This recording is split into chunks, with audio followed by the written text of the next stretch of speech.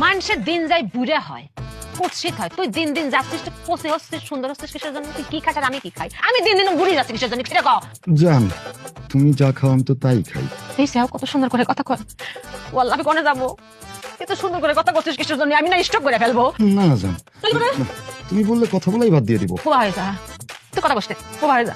ওকে।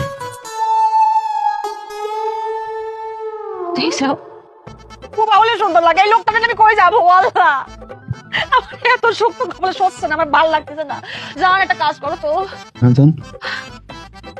একটা কাজ করো, তুমি একটু সুন্দর করে এরকম পার পর পা তুলে না একটা যেভাবে করে বসে, এভাবে করে একটু আমার সাথে তাকায় বসো তো।